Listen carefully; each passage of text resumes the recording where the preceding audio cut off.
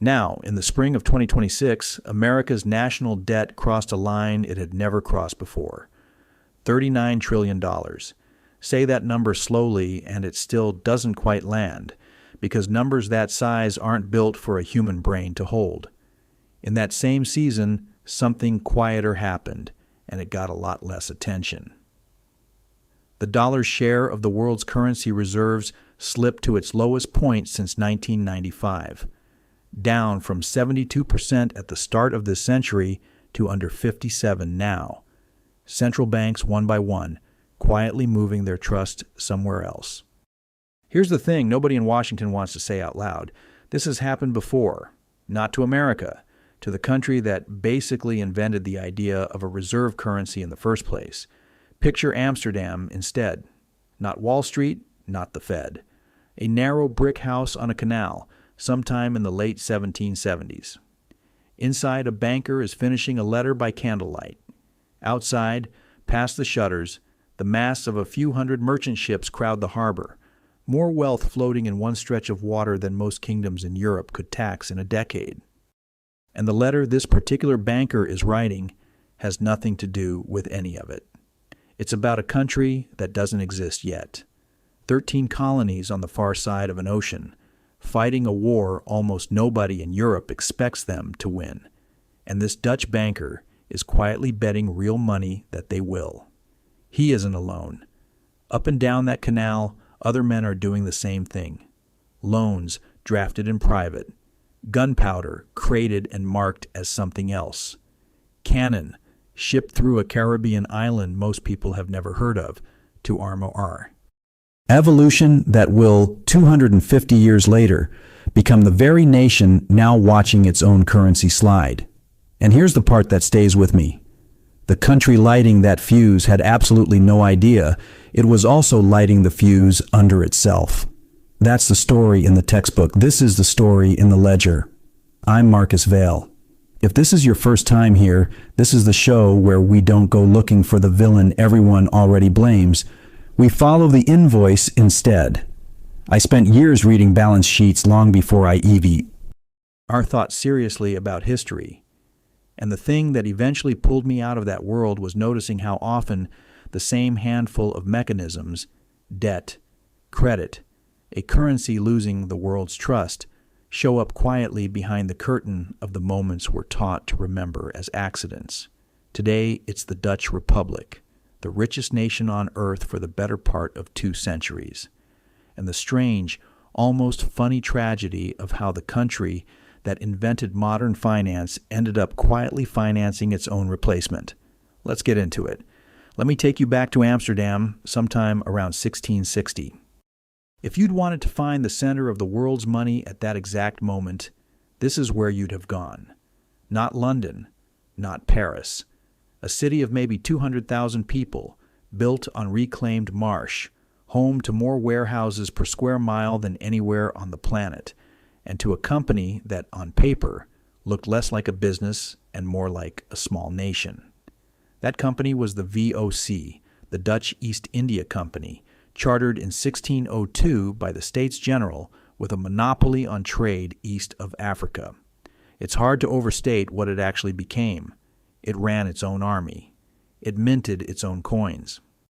It signed treaties with foreign kings on its own authority, and made war on its own authority too, without asking permission from anyone back home. At its peak, the company employed something like 50,000 people across Asia and Europe, and over the 2 centuries of its existence, its ships made close to 5,000 voyages, carrying more than 1 million people out to the other side of the world. And through all of that, it paid its shareholders an average dividend of around 18%. Not 18% once, 18% a year, most years, for close to 200 years. Some economists have tried converting the company's total peak value into modern dollars, and the figure they land on runs north of $7 trillion. Conversions like that across 3.5 centuries are always rough. But even a rough version of that number should stop you for a second. Here's the part that made Amsterdam different from every rich city that came before it, though. It wasn't just that the Dutch had money. Venice had money. Spain had almost unbelievable amounts of silver hauled out of the ground in the Americas. Amsterdam built was something else entirely, a machine for turning money into more money, safely, at scale, faster than anywhere else on Earth. In 1609, the city opened a public bank whose entire job was to guarantee the value of every coin that passed through its doors. Merchants from Hamburg to Lisbon to the Baltic ports came to trust a guilder that had gone through that bank more than they trusted their own local currency. In 1614, a second bank followed, built for lending, and in 1611, the city opened the world's first purpose bank. Built stock exchange, a long open courtyard where VOC shares changed hands every day, in full view, at prices anyone could check. Put those pieces next to each other, and you've got something the world hadn't really seen before. A city where you could borrow money, invest it, insure it, and cash out, all within walking distance, all in a currency people across 3 continents were willing to hold without a second thought. Picture the trading floor itself for a second. An open courtyard, roofed but not enclosed, brokers packed shoulder to shoulder shouting prices in half a dozen languages, VOC shares changing hands hundreds of times before lunch. A merchant from Antwerp standing next to one from Hamburg, both trusting the same coin, both trusting the same signature on the same bond, without either of them ever having to think twice about it. That kind of trust doesn't get built by accident, and it doesn't get built quickly. It took decades of the Bank of Amsterdam doing one very boring thing extremely well, never once debasing the coin, never once breaking its word to a depositor. Boring, reliable, unglamorous, and, as it turned out, worth more than gold itself. That's what a reserve currency actually is, by the way. Not a symbol stamped on a coin. A tool the rest of the world agrees to trust, because enough other people trust it too, and because trusting it is simply more convenient than the alternative. The guilder held that position for the better part of 200 years. If you're watching this with dollars sitting in your wallet or your bank account right now, you already know what that kind of trust is. Worth, and somewhere in the back of your mind, you probably also know it isn't guaranteed to last forever. Somebody, at some point, has to be the country that watches it slip. The Dutch didn't get to this position by accident, and they didn't get there because of one clever king or one brilliant merchant family.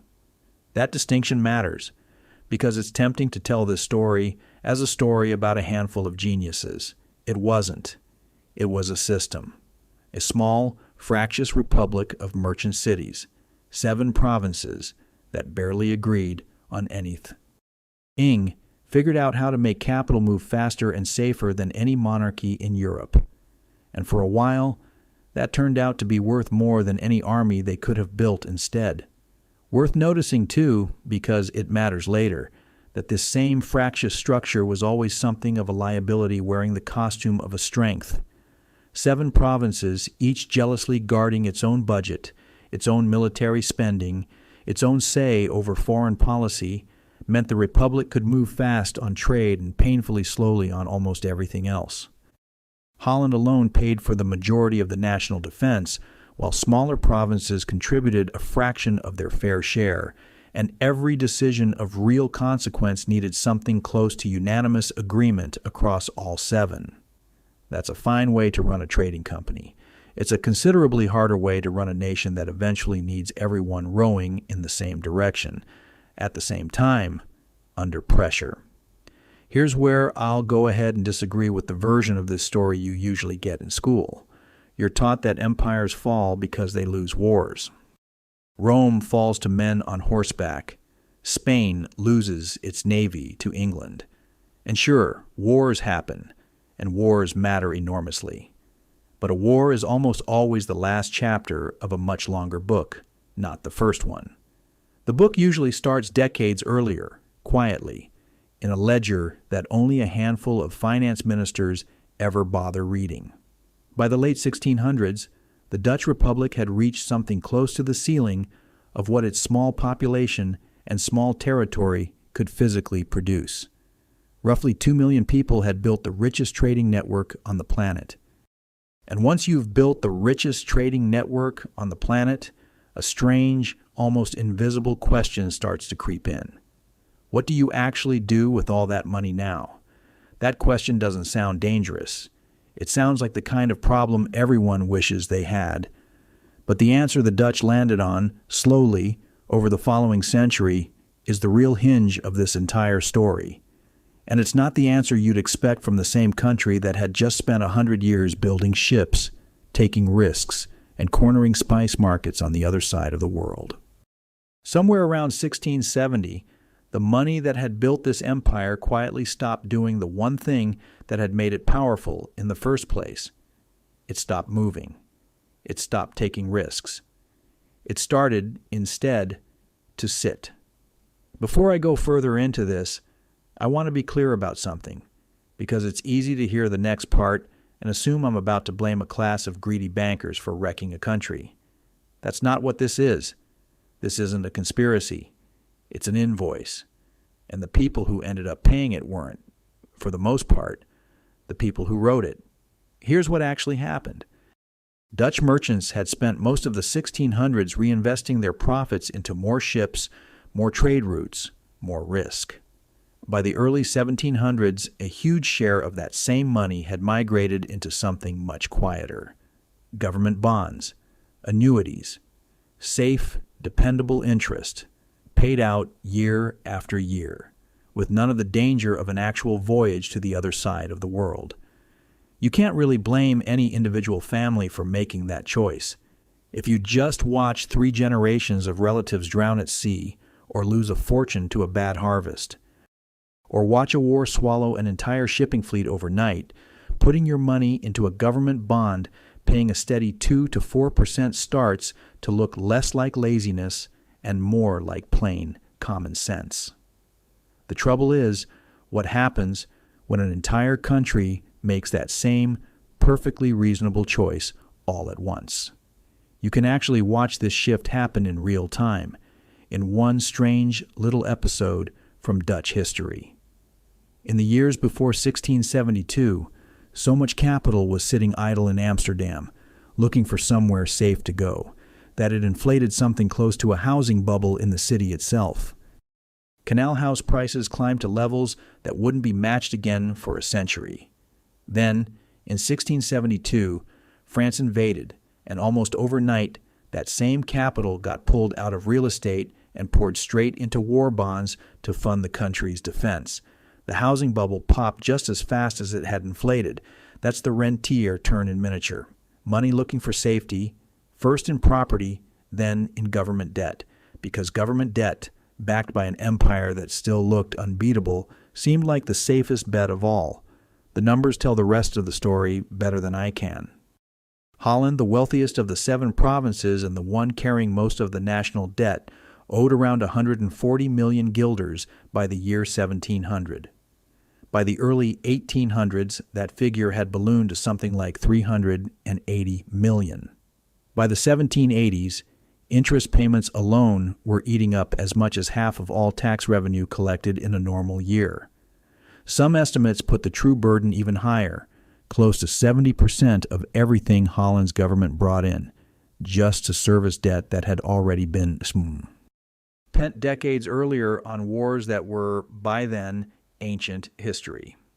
Here's the part that should sound familiar if you've ever watched a household budget quietly fall apart. Once you're spending most of your income just to service old debt, you don't have much left over for anything new. Not for a bigger navy, not for better forts, not for whatever war happens to show up next. The Dutch Republic, by the middle of the 18th century, had become extraordinarily wealthy and extraordinarily fragile at exactly the same time, and most of the people alive to see it didn't fully understand how those two things fit together. And then there's the detail in this story that I still find genuinely strange every time I come back to it. All that Dutch capital, sitting quietly, collecting safe interest, needed somewhere to go. And a lot of it went straight into Great Britain.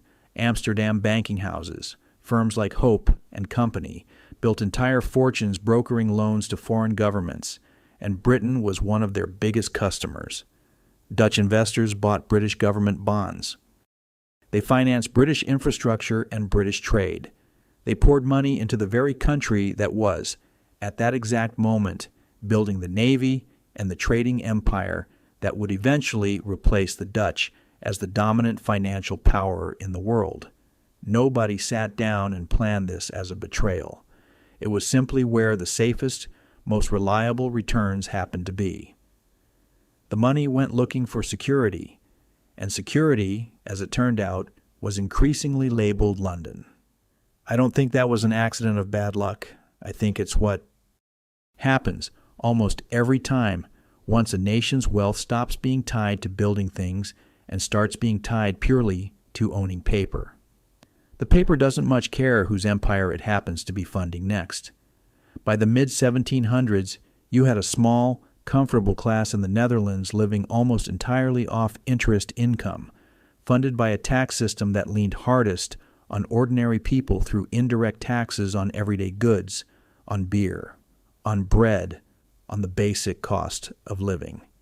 Economic historians estimate this arrangement transferred something like 7% of the country's entire economic output every single year, from the poorer end of Dutch society up to this comfortable rentier class at the top. That's not a rounding error. That's a structural feature of how the country was now running itself. None of this looked like decline from the inside. If you were a wealthy Amsterdam merchant in 1750, life was very good. Beautiful houses along the canals, art on every wall, comfortable returns arriving like clockwork twice a year without fail.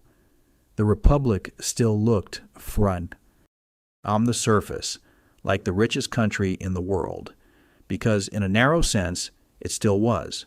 But the money had quietly stopped doing the thing that makes a nation genuinely powerful, which is producing more than it consumes and reinvesting the difference into its own future. Instead, it had started renting out its past, and by the time a real war finally showed up on the horizon, there was almost no room left in the budget to fight one properly. I always come back to the same two questions when I look at a system like this: who profited and who paid? In Holland's case, the answer isn't complicated and it isn't secret. The people who profited were the households holding the bonds, quietly compounding, generation after generation, largely insulated from the wars and downturns that hit everyone else. The people who paid were the ones buying bread and beer and everyday goods taxed just a little heavier every decade to keep those interest payments flowing on schedule. Nobody voted on that arrangement either. It simply became how the country worked, one budget cycle at a time, until T was too deeply wired into the system for anyone to easily undo. The war that was coming, though, didn't start anywhere near Europe at all. So follow the money one more step, because this is where the story stops being abstract and starts having names, dates, and a very small island most people have never heard of.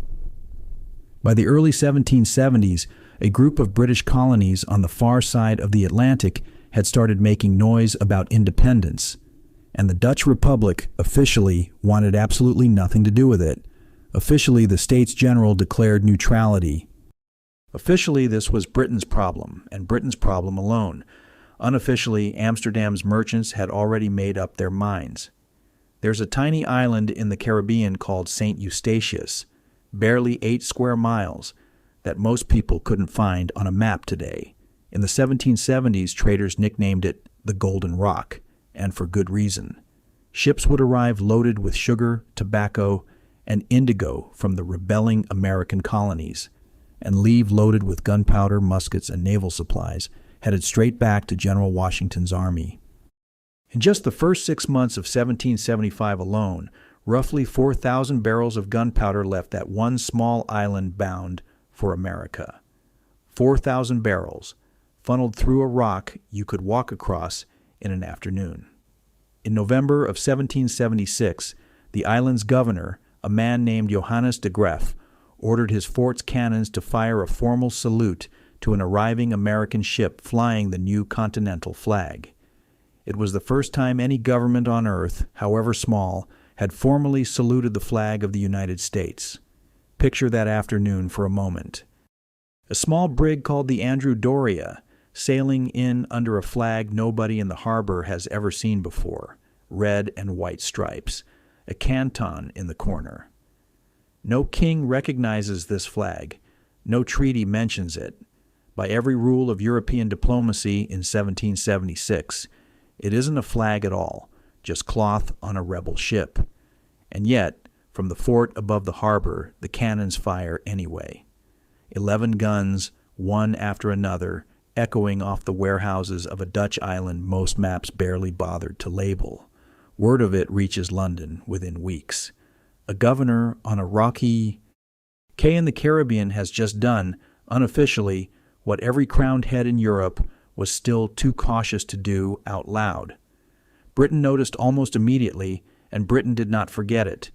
The Dutch also, more quietly, gave shelter to an American privateer named John Paul Jones and the British ships he'd captured, refusing British demands to hand him over. Every one of these small acts got filed away in London as one more piece of evidence, and the pile kept growing. Here's the part I keep coming back to, though. This wasn't just a few. Merchants quietly running contraband for profit, which would be one kind of story. This went higher. In 1778, John Adams, one of the men who would go on to help found the very country we're talking about, secured substantial loans directly from Dutch bankers. Real credit from real institutions in Amsterdam, flowing to a rebellion that had almost no realistic chance of paying any of it back if the war went the other way.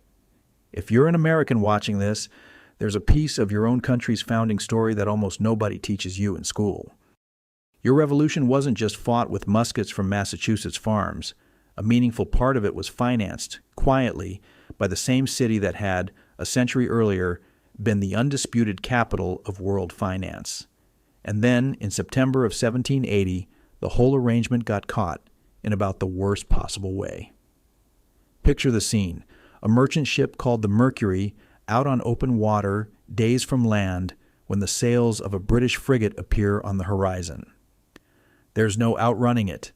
The vessel closes in, boards, and finds an American diplomat named Henry Lawrence on board, on his way to Amsterdam, to help arrange exactly the kind of financing we've just been talking about.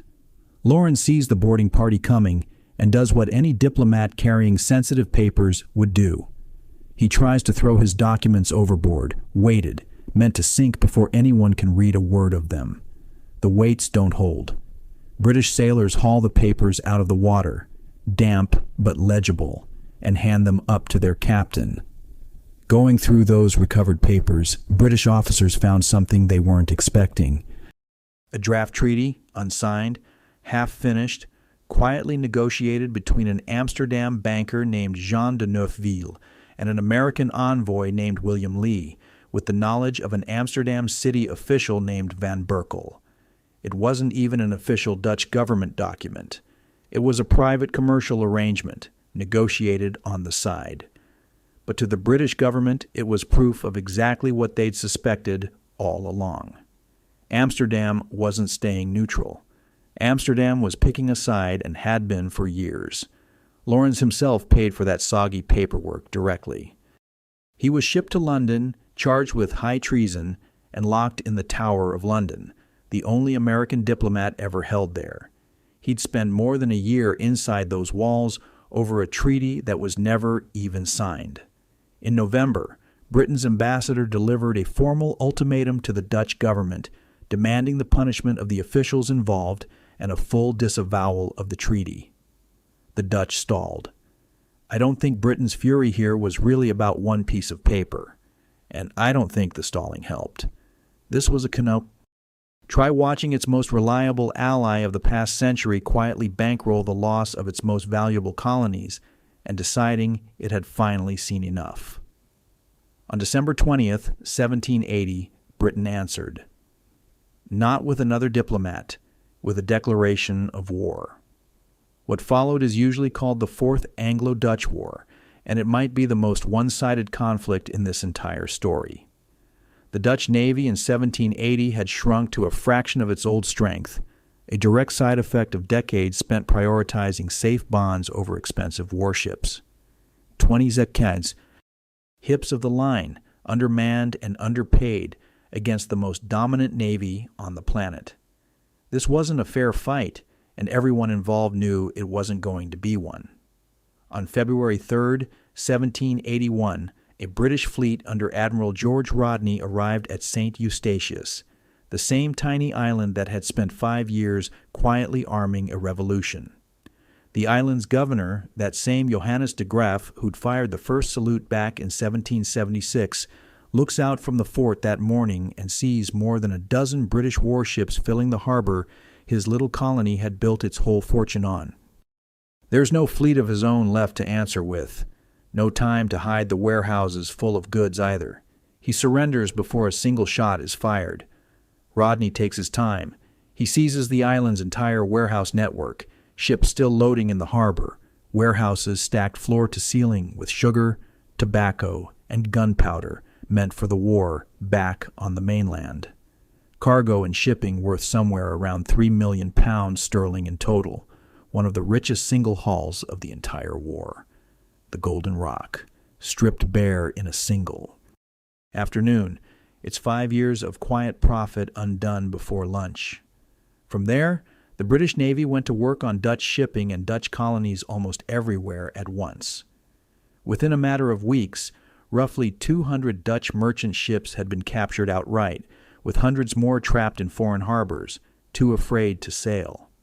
Dutch trading posts across India, Ceylon, and West Africa fell one after another.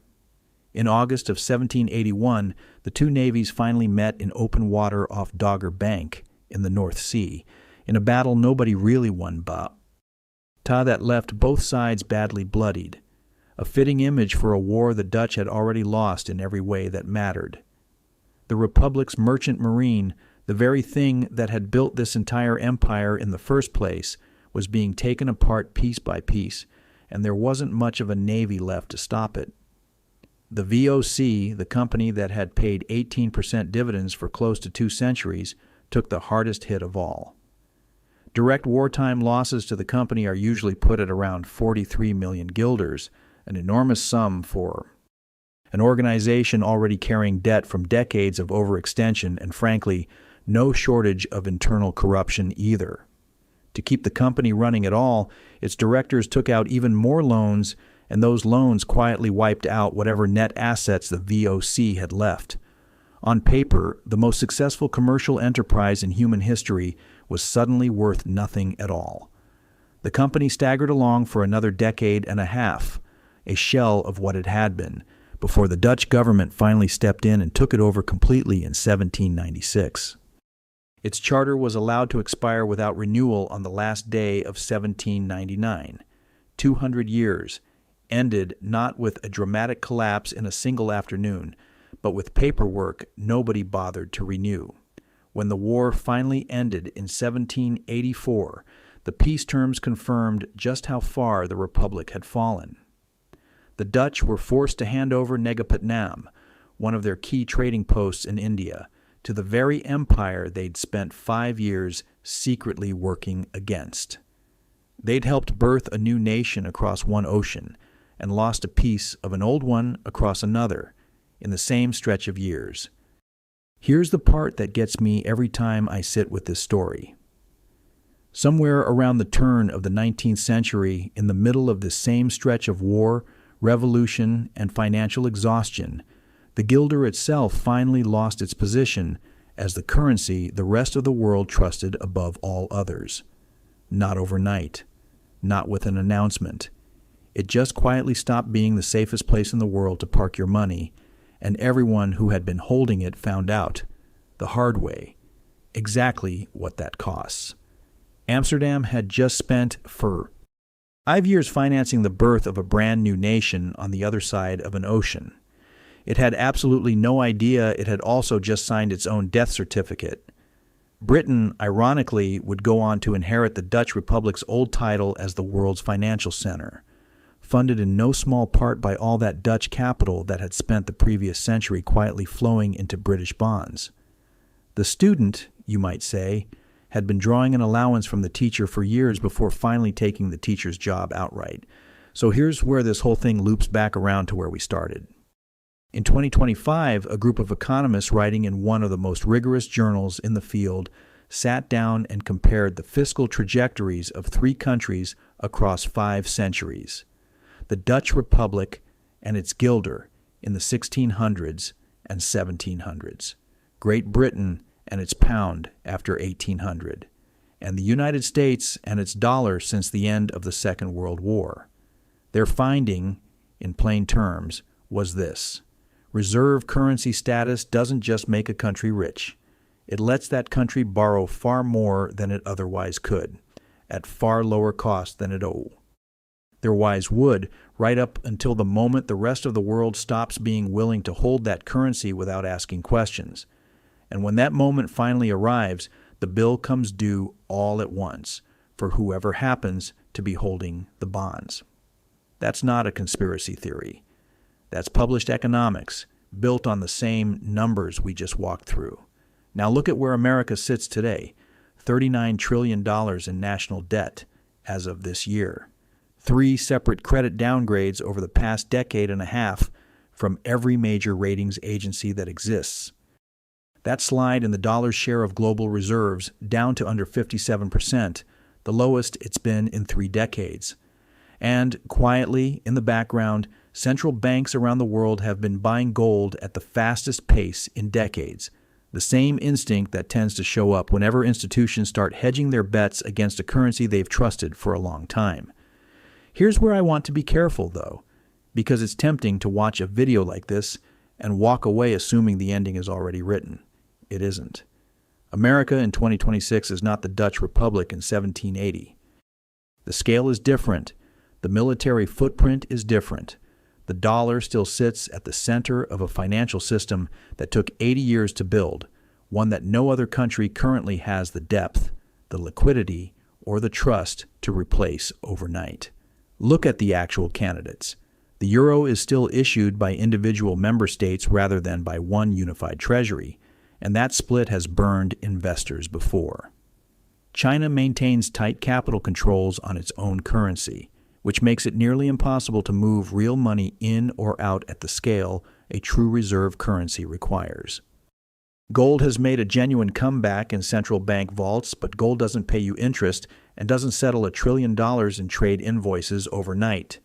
None of the current alternatives are actually ready to do the job the dollar does.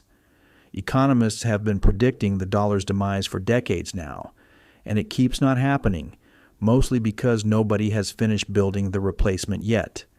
History doesn't repeat on a schedule, and anyone who tells you they know exactly when a reserve currency finally loses its grip is guessing, dressed up as certainty.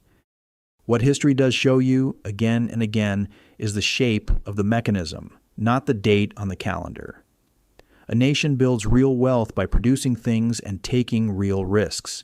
That wealth eventually accumulates faster than the country can reasonably reinvest it at home. The money shifts towards safety instead of growth. Debt quietly becomes the main thing the government's revenue exists to service. And somewhere in that same stretch of time, a war or a crisis arrives that the country can no longer comfortably afford, precisely because so much of its capacity was already spoken for years before anyone noticed. The receipts survived. The names are still on them: Amsterdam's, London's, and now, whether we like the comparison or not, Washington's. If you're watching this from inside that system, here's the uncomfortable part. You didn't get a vote on any of it, any more than a Dutch shopkeeper in 1780 got a vote on where his country's savings were quietly invested. The dollar in your wallet, the interest on your mortgage, the return sitting in your retirement account. All of it rests downstream of decisions made decades ago about debt, about safety, about where the world's money was allowed to go looking for yield. And here's the last thing I want to leave you with, because I think it's the part that actually matters more than any single prediction about the dollar. The Dutch Republic didn't die because it made one catastrophic mistake. It died because 1,000 individually reasonable decisions made by careful, sensible people trying to protect what they'd built added up to a country with no room left to absorb a shock when the shock finally came. That's a much harder thing to watch for than a villain. There's no name to put on it, just a pattern repeating quietly in whichever ledger happens to be open at the time. The system never died in the Netherlands. It didn't die in Britain either. It just changed letterhead and moved somewhere else, and somebody, somewhere, kept quietly paying the bill. I'm Marcus Vail. If you want the primary sources behind this one, the treaty drafts, the debt figures, the actual research comparing these three currencies across 5 centuries, I've put all of it in a free briefing you can get through the link below. I'd rather you have the receipts yourself than just take my word for any of this. Subscribe if you want the next one, and I'll see you there.